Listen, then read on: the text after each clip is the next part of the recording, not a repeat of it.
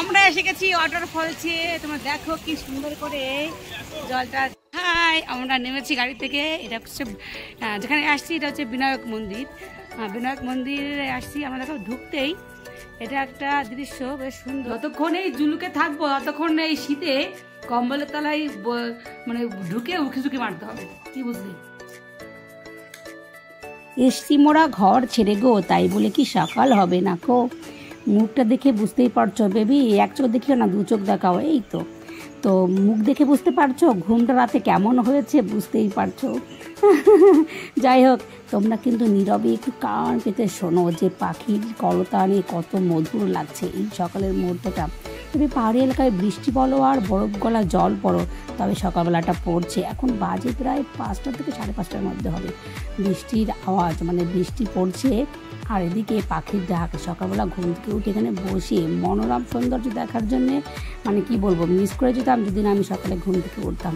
আর কি বলতো, বিশেষ করে পাহাড়ি সৌন্দর্য দেখার জন্য নিজের মনটাকে একটু প্রেমী করতে হবে, তাহলেই এই সৌন্দর্যের আসল রহস্যটা অনুভব করতে পারবে, বুঝতে পারলে? তো আমাদের এখানে এটা হচ্ছে ঋষিখোলা। আমাদের এখানে একটা নাইট কাটানো হয়ে গেল, তো আমরা সবাই রেডি হয়ে বেরিয়ে পড়বো। তো বন্ধুরা সঙ্গে থেকেও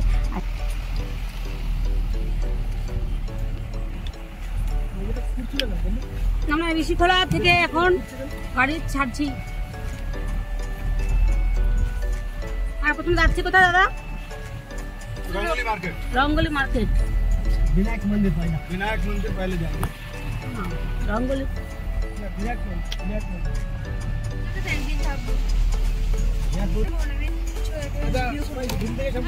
আমরা নেমেছি গাড়ি থেকে। এটা হচ্ছে যেখানে আসছি এটা হচ্ছে বিনায়ক মন্দির। বিনায়ক মন্দিরে আসছি আমরা। দেখো ঢুকতেই এটা একটা দৃশ্য বেশ সুন্দর, যেটা হলো সমুদ্র মন্থন হচ্ছিল, আমরা অনেকে জানি সমুদ্র মন্থনের সেই দৃশ্যটা।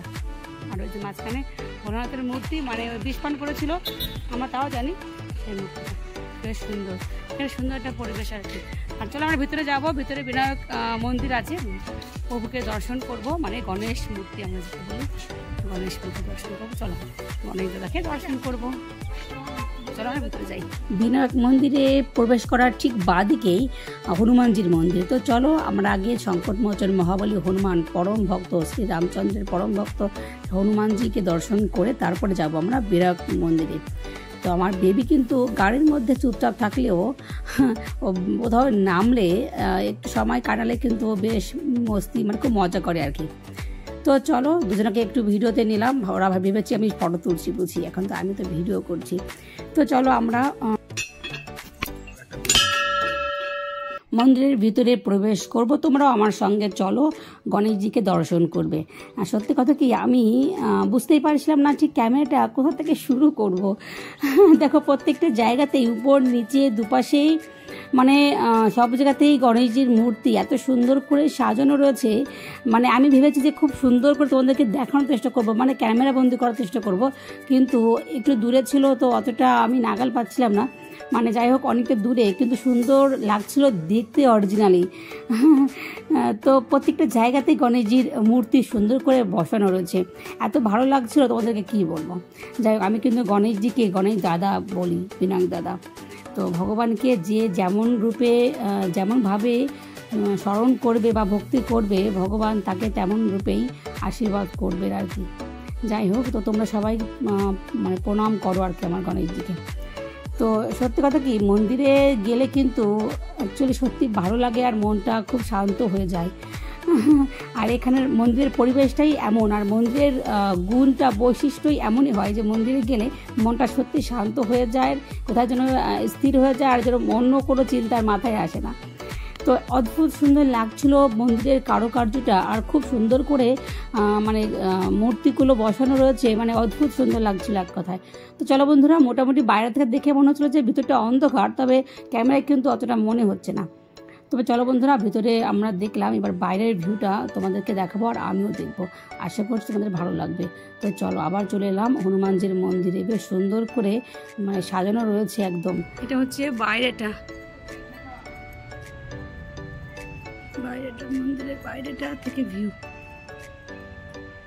এখানে সবকিছুই সুন্দর, বাইরের পরিবেশ, ভিতরের পরিবেশ সবই সুন্দর। এখানে আমার বৌদি। জয় বজরঙ্গলী, জয় সংকট মোচন মহাবলী হনুমান, জয় শ্রীরাম, জয় হনুমান।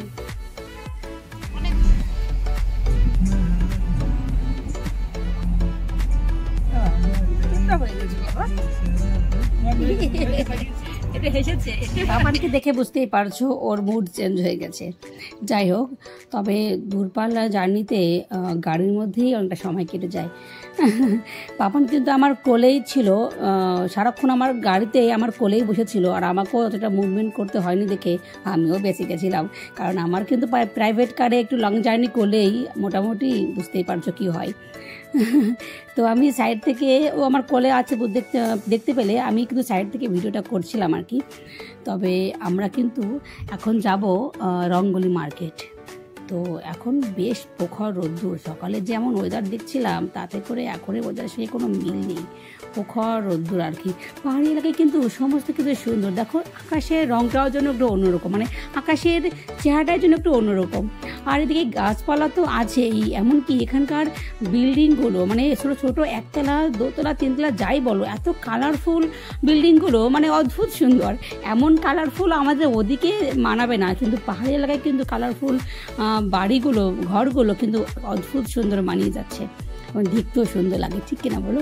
অদ্ভুত লাগে, সুন্দর। যাই হোক, অদ্ভুত অদ্ভুত বললে অতটা বোঝাতে পারছি না, অদ্ভুত অদ্ভুত ব্যবহার করছি বারবার করে। তো লং জার্নিতে পাহাড়ি এলাকায় বোর লাগে না ঠিকই, কিন্তু জিগজ্যাগে আসলে পরে আমার একটু বোর কি, আমি চোখ বন্ধ করে থাকি।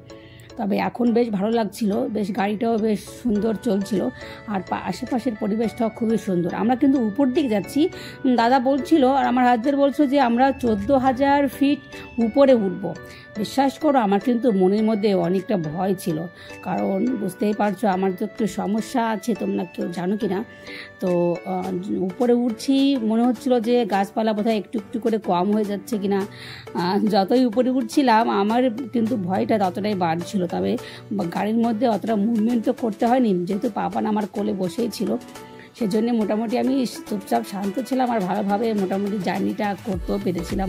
তবে বাইরের দৃশ্যটা একটু দেখো, অদ্ভুত সুন্দর লাগছে, অদ্ভুত সুন্দর। পাহাড়ি এলাকা মানে এত পাহাড়, পাহাড়ের পর পাহাড়, একটা পাহাড় থেকে অন্য পাহাড়ে যখন আমরা যাই বোঝাই যায় না যে আমরা আরেকটা, বোঝা যায় মানে আমরা অন্য একটা পাহাড়ে উঠছি, এটা তো আমরা বুঝতে পারি, কিন্তু মানে অদ্ভুত সুন্দর একটা রাস্তা তৈরি করা এখানে আর কি। তো পাহাড়ি এলাকায় তোমরা যারা ঘুরতে যাবে বলে ভাবছো তো ঘুরে এসো, আর যারা ঘুরতে যাওনি তারা মিস করছো পাহাড়ি এলাকায় ঘুরতে না গিয়ে।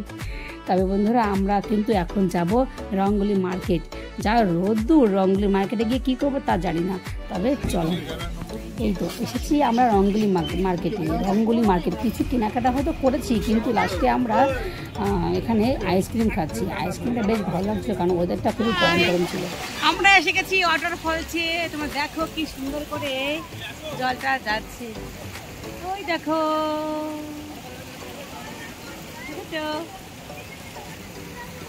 কি দারুণ লাগছে, তাই না? অদ্ভুত সুন্দর লাগছে।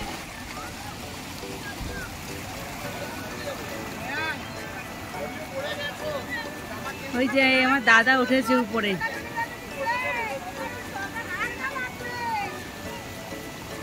কিন্তু কত সুন্দর জল নামছে।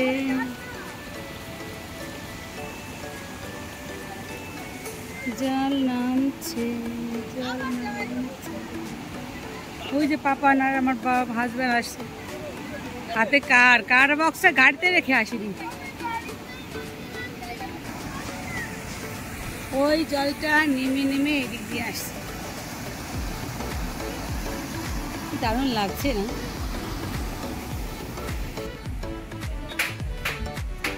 পাহাড়ি ঝর্ণা তুমি তো জানো না, পাহাড়ি ঝর্ণা তুমি তো জানো না, ঝরে ঝরে আমি বৌদি ওই যে একাকারে বৃষ্টি ধীরে ধীরে বৃষ্টি পড়ছে, কোথায় একটু ফলস ওয়াটার ফলসে গিয়ে একটু ফলস ফটো তুলবো তার উপায় নেই, বৃষ্টি পড়ছে, ভিজে ভিজে করো, বুঝেছো? আমি তো না আমি তো 21 তারিখের কথা বলেছি, 21 তারিখে আমি বাইরে ঘুরতে আসছি। তোমার দেখ না ভিজে পাহাড়ে যেন আছড়ে পড়ছে মেঘের খান্না।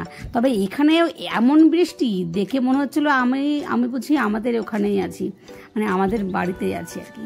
যাই হোক, তবে এখানের বৃষ্টিগুলো সত্যি আলাদা, কারণ এখানের বৃষ্টি পাহাড়ের গায়ে আছড়ে আছড়ে পড়ছিল আর বিভৎস আওয়াজ হচ্ছিল, যেন মনে হচ্ছিল আওয়াজটা খুব বেশি হচ্ছিল। তবে আমরা এপারে আর এক এক করে সবাই, ওরা এক জায়গাতে চলে গেছে ও পারে। বুঝতেই পারছো তো বন্ধুরা কেমন লাগছে বলো তো? ভালো হতো যদি ভিজতে পারতাম। তো বৃষ্টির আওয়াজ, বিভৎস আওয়াজ। তো আমরা অবশেষে গাড়িতে উঠে গেছি, তোমরা দেখতেই পাচ্ছ। তো আমরা এবার যাব কোথায় বলো তো? কালকে ছিলাম আমরা ঋষিখোলায় কিন্তু একদমই ঠান্ডা ছিল না, এখনও ঠান্ডা নেই। কিন্তু জুলুকে যেখানে আমরা যাব, জায়গাটার নাম হচ্ছে জুলুক, ওখানে বেশ ঠান্ডা থাকবে এটা বলা হয়েছিল। সেইভাবে ব্যাপারটা ধ্যান দিইনি, তবে শীতের পোশাক এখনও কিন্তু পরিনি, হয়তো লাগতে পারে। তবে এখানকার পরিবেশটা কিন্তু বৃষ্টির জন্যে অনেকটা একটু কেমন যেন দেখতে লাগছিল, কারণ রাস্তাগুলো ভিজে পাহাড় এলাকায় যেন কাদা কাদা হয়ে গেছিলো, জায়গায় জায়গায় যেন কাদা হয়ে গেছে যেন। যাই হোক, তো বৃষ্টি ভেজা পাহাড়ি এলাকা এটাও দেখতে বাকি ছিল বোধহয়, এটাও দেখে নিলাম।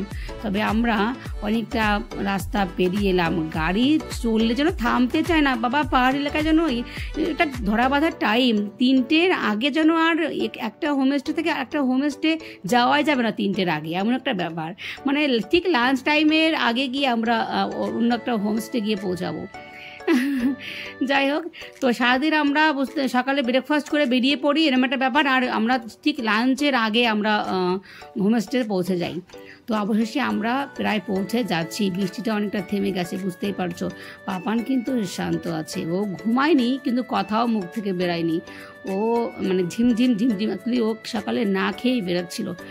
এখন এই 2 দিন হয়ে গেল সকালবেলা না খেয়েই বেরিয়ে পড়ছে, কিছুই খাচ্ছে না, আর কিছু খাওয়াতেও পারছি না, খুব সমস্যার মধ্যে। আর বাচ্চা যদি ঠিকঠাক করে না খায় তাহলে ভাবো যে আনন্দটা কীভাবে করি। তো আমরা একটা হোটেলে গেছিলাম, ওখানে মোমো খেয়েছিলাম, পাপান আর ওখানে গিয়ে কোনোভাবে খাওয়াতে পারিনি। এরপরে আমরা পৌঁছে যাব আমরা জুলুকে হোমস্টে। তো বন্ধুরা সঙ্গে থাকো, ওখানে আমাদের কেমন সময়টা কাটে এটা দেখার জন্য, সাক্ষী থাকার জন্য। তো বন্ধুরা চলো।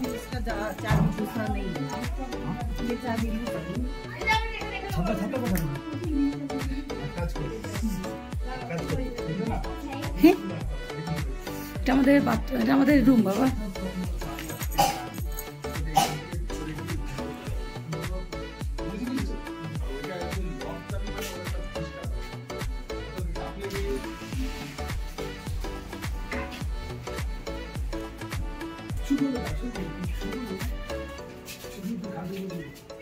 জলে একটু হাত দিয়েছি, এখানে বাথরুমটা বেশ সুন্দর পরিষ্কার।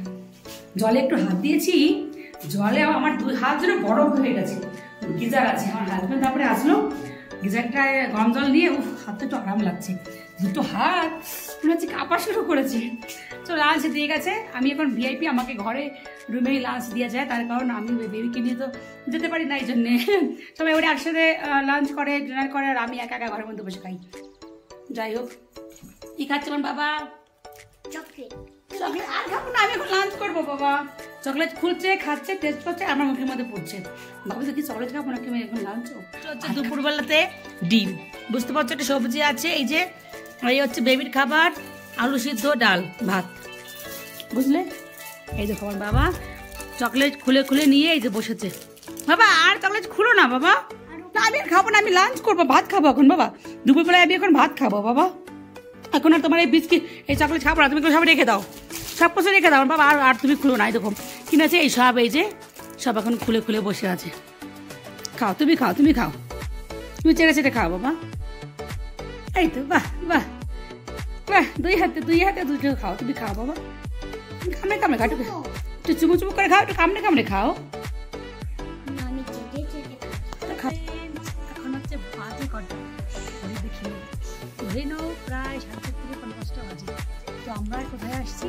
হচ্ছে জুলুকি, না জুলুকি, আমরা আসছি জুলুকি। লাঞ্চ কমপ্লিট করেছি, আসিনি, রাত্রে কথা কারে কমু। তো চলো টুপি নিয়ে আসি, যাতে কি হয়েছে। তো চলো বাইরের ভিতরে।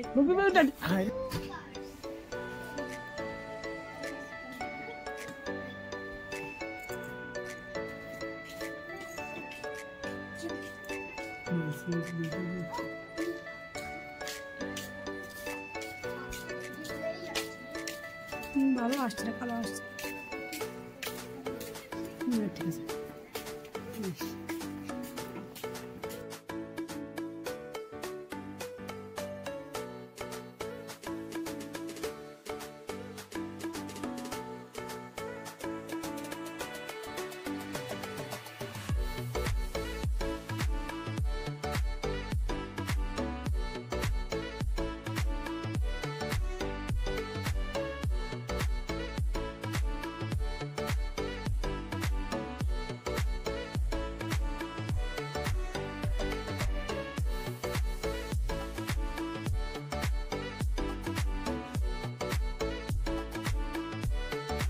স্প্রিং কে কই সবাই গেছে। ওই দেখো ওই দেখো ওই দেখো, বলো বুলডগ। গায়ে গায়ে নোংরা আছে, গায়ে নোংরা আছে বাবা, পরিষ্কার স্নান করায় না। সঙ্গে লিকার চা আর হচ্ছে পকোড়া। শীত কাকে বলে, কাকে বলে শীত, বুঝতে পারছো? যতক্ষণ এখানে থাকবো, যতক্ষণ এই জুলুকে থাকবো, ততক্ষণ এই শীতে কম্বলের তলায় মানে ঢুকে উঁকি ঝুঁকি মারতে হবে, কি বুঝলি? লিকার চাটা দারুণ হয়েছে, কিন্তু মিষ্টি দিয়েছে, বুঝলেন বাবা? পেঁয়াজি পকোড়া, ডিম পেঁয়াজি পকোড়া টেস্টি আছে।